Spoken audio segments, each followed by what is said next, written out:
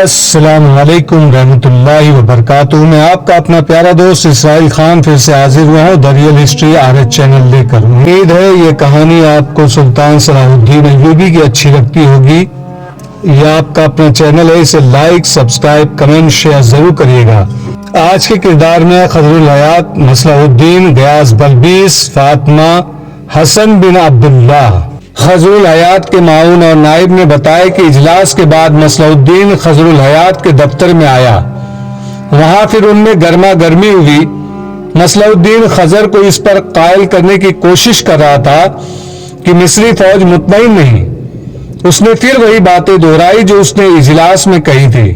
خضر الحیات نے کہا، اگر ایسا ہی ہے تو میں یہ مسئلہ تمہاری طرف سے امیر مصر کے آگے رکھ دوں گا، لیکن میں یہ ضرور لکھوں گا کہ تم نے اجلاس میں تمام شرکا کو یہ باور کرانے کی کوشش کی تھی کہ امیر مصر فوج میں امتیازی سلوک کر رہا ہے، اور میں یہ بھی لکھوں گا کہ تم نے ہمیں یہ یقین دلانے کی بھی کوشش کی کہ صلاح الدین ایوبی نے شوبک کا مال غنیمت شامیوں اور ترکوں میں تقسیم کر دیا ہے، اور میں یہ رائے ضرور دوں گا کہ تم نے جو الزامات عائد کیے ہیں انہیں سیاہ ثابت کرنے کی بھی کوشش کی ہے، اور فوج میں جو افواہیں دشمن پھیلا رہا ہے ان کے متعلق تم نے کہا ہے کہ وہ جو باتیں کہہ رہے ہیں وہ بالکل سچ ہے۔ خضر الحیات کے نائب نے بیان دیا کہ مصلح الدین جب خضر کے کمرے سے نکلا تو اس کے منہ سے سیاہ الفاظ سنے گئے تھے، اگر تم زندہ رہے تو سب کچھ لکھ کر صلاح الدین ایوبی کے آگے رکھ دینا۔ غیاث بلبیس نے فوری طور پر یہ مصلح الدین سے کچھ پوچھنا مناسب نہ سمجھا۔ ایک تو اس کی حیثیت بہت اونچی تھی، اور دوسری یہ کہ بلبیس اس کے خلاف مزید شہادت جمع کرنا چاہتا تھا۔ اسے ڈر یہ تھا کہ اگر اس نے مصلح الدین پر بغیر ٹھوس شہادت کے ہاتھ ڈالا تو یہ اقدام اس کے اپنے لیے مصیبت بن جائے گا۔ اگر صلاح الدین ایوبی قاہرہ میں موجود ہوتا تو بلبیس اس کی پشت پناہی حاصل کر لیتا۔ وہ اتنا سمجھ گیا تھا کہ یہ قتل ذاتی رنجش کا نتیجہ نہیں۔ خضر الحیات ذاتی رنجش رکھنے والا حاکم نہیں تھا۔ رات کو اس نے چند ایک لوگوں کے دروازے کھٹکھٹائے اور تفتیش میں لگا رہا۔ اپنے خفیہ آدمیوں کو بھی سرگرم کر دیا، لیکن اسے کوئی کامیابی نہ ہوئی۔ بعد کی شہادتوں اور واقعات سے جو واردات سامنے آئی وہ کچھ اس طرح بنتی ہے کہ قتل کی رات سے اگلی رات مصلح الدین اپنے گھر گیا تو پہلی بیوی نے اسے کمرے میں بلایا۔ اس نے 20 اشرفیاں مصلح الدین کے آگے کرتے ہوئے کہا کہ خضر الحیات کا قاتل یہ 20 اشرفیاں واپس کر گیا ہے اور کہہ گیا ہے کہ تم نے 50 اشرفیاں اور سونے کے 2 ٹکڑے کہے تھے۔ میں نے تمہارا کام کر دیا تو تم نے صرف 20 اشرفیاں بھیجی ہے۔ یہ میں تمہاری بیوی کو واپس دے چلا ہوں، تم نے مجھے دھوکہ دیا ہے۔ اب 100 اشرفیاں اور سونے کے 2 ٹکڑے لوں گا اگر 2 دن تک مال نہ پہنچا، یا تو ویسا ہی تیر جو خضر کے دل میں اترا ہے تمہارے بھی دل میں اتر جائے گا۔ مصلح الدین کا رنگ اڑ گیا، سنبھل کر بولا، تم کیا کہہ رہی ہو؟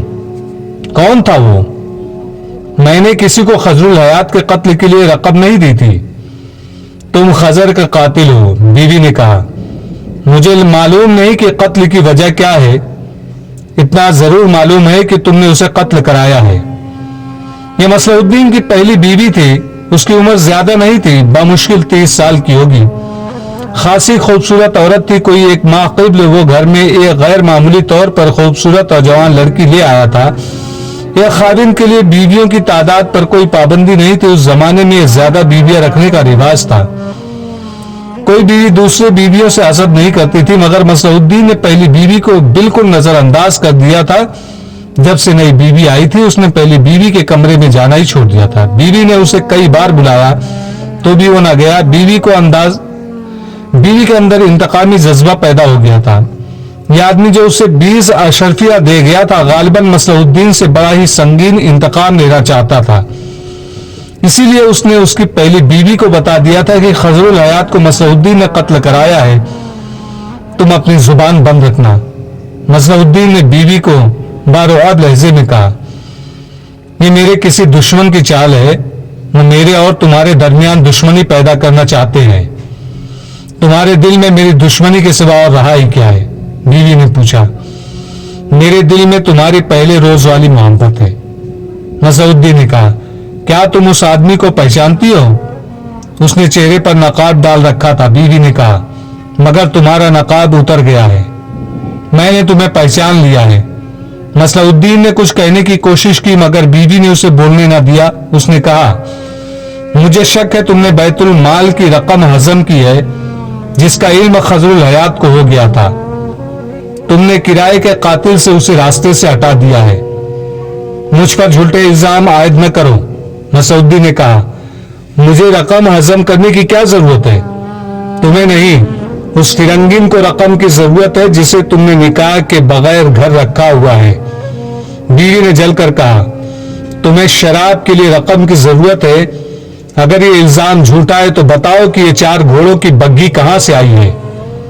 घर में आए दिन नाचने वालियां जो आती है वो क्या मुफ्त आती हैं? शराब की जो दावतें दी जाती है उनके लिए रकम कहां से आती है? खुदा के लिए चुप हो जाओ। नसरुद्दीन ने गुस्से और प्यार के मिले जुले लहजे में कहा, मुझे मालूम कर लेने दो वो आदमी कौन था जो ये खतरनाक चाल चल गया है। असल हकीकत तुम्हारे सामने आ जाएगी। मैं अब चुप नहीं रह सकूंगी। बीवी ने कहा, तुमने मेरा सीना इंतकाम से भर दिया है। मैं सारे मिस्र को बताऊंगी कि मेरा खाविंद कातिल है, एक मोमिन का कातिल है। तुम मेरी मोहब्बत के कातिल हो, मैं इस कत्ल का इंतकाम लूंगी। नसरुद्दीन मिन्नत समाजत करके उसे चुप कराने लगा और उसे कायल कर लिया कि वो सिर्फ 2 रोज चुप रहे ताकि वो उस आदमी की तलाश करके साबित कर सके कि वो कातिल नहीं है। उसने बीवी को यह भी बताया कि गयाश बलबीस ने चंद एक मुस्तफा अफराद पकड़ लिए हैं और कातिल बहुत जल्दी पकड़ा जाएगा। रात गुजर गई, अगला दिन भी गुजर गया। नसरुद्दीन घर से गायब रहा। उसकी दूसरी बीवी या दाश्ता भी कहीं नजर न आई। शाम के बाद नसरुद्दीन घर आया और पहली बीवी के कमरे में चला गया। उसके साथ प्यार और मोहब्बत की बातें करता रहा। बीवी उसके फरेब में नहीं आना चाहती थी मगर प्यार के वसोके में आ गई। नसरुद्दीन ने उसे कहा कि वो उस आदमी को ढूंढ रहा है जो 20 अशरफिया दे गया था। कुछ देर बाद बीवी सो गई। उसे रात नसरुद्दीन ने मुलाजिमों को छुट्टी दे दी थी। घर में ऐसी खामोशी थी जो पहले कभी नहीं हुई थी। नसरुद्दीन बहुत देर सोई हुई बीवी के कमरे में रहा, फिर उठकर कमरे से निकल गया। आधी रात का अमल होगा, एक आदमी उस घर की बाहर वाली दीवार के साथ पीठ लगाकर खड़ा हो गया। एक आदमी उसके कंधों पर चढ़ गया। तीसरा आदमी उन दोनों को सीढ़ी बनाकर ऊपर गया और दीवार से लटक कर अंदर की तरफ कूद गया। उसने अंदर से बड़ा दरवाजा खोल दिया। उसके दोनों साथी अंदर आ गए। उस घर में रखवाली वाला कुत्ता हर रात खुला रहता था। उस रात वो भी डरबे में बंद था। शायद मुलाजिम जाते हुए भूल गए थे कि उसे खुला रखना है। तीनों आदमी बरामदे में चले गए। अंधेरा गहरा था। वो दबे पांव चलते गए। गुप अंधेरे में एक दूसरे के पीछे चलते एक ने उस कमरे के दरवाजे पर जा हाथ रखा जिसमें नसरुद्दीन की पहली बीवी, जिसे वो फातिमा के नाम से बुलाया करता था, सोई हुई थी। किवाड़ खुल गया। कमरा तारीक था। तीनों आदमी अंदर गए और अंधेरे में टटोलते हुए फातिमा के पलंग तक पहुंच गए। एक आदमी का हाथ फातिमा के मुंह पर लगा तो उसकी आंख खुल गई। वो समझी कि नसरुद्दीन का हाथ है। उसने हाथ पकड़ लिया और पूछा, कहां जा रहे हैं आप? उसके जवाब में एक आदमी ने उसके मुंह पर कपड़ा रखकर उसका कुछ हिस्सा उसके मुंह में ठूंस दिया। फौरन बाद तीनों ने उसे बाजुओं में जकड़ लिया। एक ने मुंह पर एक और कपड़ा कसकर बांध दिया। एक ने एक बोरी की तरह का थैला खोला। दूसरे 2 आदमियों ने फातिमा को दोहरा करके रस्सियों से उसके हाथ और पांव बांधे और उसे थैले में डालकर थैले का मुंह बंद कर दिया। उन्होंने थैला उठाया और बाहर निकल गए। बड़े दरवाजे से भी निकल गए। घर में कोई मर्द मुलाजिम न था। खादमाएं भी उस रात छुट्टी पर थी। थोड़ी दूर एक दरख्त के साथ 3 घोड़े बंधे हुए थे। तीनों आदमी घोड़ों पर सवार हुए। एक ने थैला अपने आगे रख लिया। तीनों घोड़े काहिरा से निकल गए और सिकंदरिया का रुख कर लिया। सुबह मुलाजिम आ गए। नसरुद्दीन ने फातिमा के मुतालिक पूछा। 2 खादमाओं ने उसे तलाश करके बताया कि वो घर में नहीं है। बहुत देर तक जब उसका कोई सुराग न मिला तो नसरुद्दीन ने खादमा को अलग सा ले गया। बहुत देर तक उसके साथ बातें करता रहा। फिर उसे साथ लिए गयास बलबीश के पास चला गया। उसे कहा कि उसकी बीवी लापता हो गई है। उसने इस शक का इजहार किया कि खजरुल हयात को फातिमा ने कत्ल कराया है और खजर ने मरते मरते उनसे मसला जो लिखा था दरअसल मसला की बीवी लिखना चाहता था, लेकिन मौत ने तहरीर पूरी न होने दी। उसके सबूत के तौर पर अपनी खादमा से कहा कि वो बलबीस को उस आदमी को